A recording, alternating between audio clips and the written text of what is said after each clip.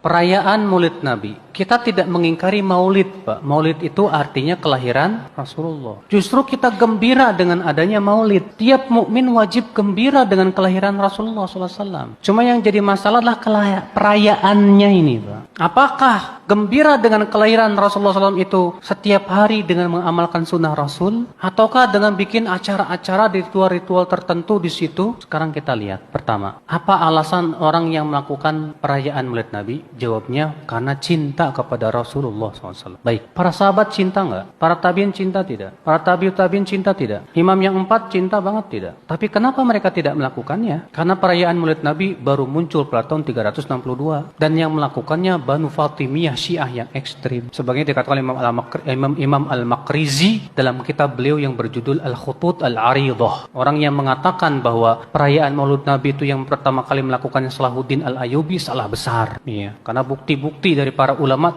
telah jelas menunjukkan bahwa itu baru muncul pada zaman Banu Fatimiyah, Syiah yang ekstrim. Oke, taib. Apakah Nabi SAW menganjurkan umatnya untuk merayakan kelahirannya? Tidak. Apakah para sahabat, para tabi'in tidak lebih tahu tentang kebaikan masalah itu? Tidak. Apakah para tabi'in, para imam yang 4, Imam Syafi'i, Imam Ahmad, Imam Malik, Imam Abu Hanifah juga tidak faham masalah itu? Pak, ini permasalahan nih, Pak. Kenapa mereka tidak lakukan? Padahal, pertama, mereka mampu melakukan. Pendorongnya ada, yaitu cinta. Tapi kenapa mereka tidak lakukan, Pak? Adapun riwayat-riwayat yang disebutkan, siapa yang mengagungkan maulidku, maka ia dapat syafaatku. Itu hadisnya palsu, Pak. Riwayat-riwayat semua itu palsu. Maka dari itulah, Pak, kalau saya memandang bahwa perayaan seperti ini, ya, termasuk bab khilafiyah, bukan ijtihadiyah. Saya memandangnya begitu. Khilafiyah, betul khilafiyahnya. Tapi ijtihadiyahnya, saya tidak memandang itu termasuk ijtihad yang diperbolehkan. Kenapa? Karena sama sekali ternyata sahabat, tabi'in, tabi'ut tabi'in, imam yang 4 pun tidak merayakannya sama sekali. Padahal mereka lebih semangat kepada kebaikan. Mereka lebih mencintai Rasulullah SAW. Taib, gimana kalau kita rayakan setiap hari? Dengan cara mengkaji sunnah-sunnah Rasul, menghidupkan dalam kehidupan sehari-hari. Apa itu tidak bisa disebut merayakan juga? Kalau makna merayakan itu artinya bergembira dengan kelahiran Rasulullah SAW. Mana yang lebih besar, Pak? Merayakan dengan cara kita gembira mengkaji sunnah-sunnah Rasul dan menghidupkan dalam kehidupan sehari-hari. Kita gembira melaksanakan perintah Rasul, gembira meninggalkan larangan Rasul, atau cuma setahun sekali, setelah itu hilang lagi. Jangan Anda kira kita yang tidak mau ikut-ikutan merayakan tidak cinta Rasul. Cinta itu bukan hanya sebatas di lisan, tapi cinta itu akan terlihat dalam praktek dan amalan. Allah mengatakan dalam surat Ali Imran ayat 31, "Qul in kuntum tuhibbunallah fattabi'uni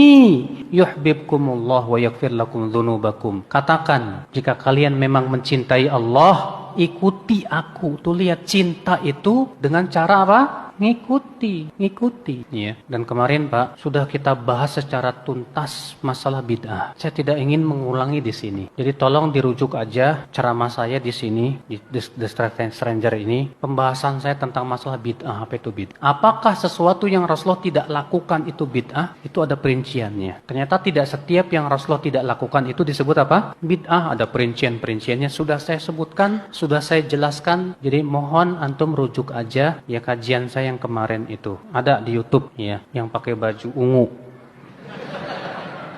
Judul full kajian di YouTube.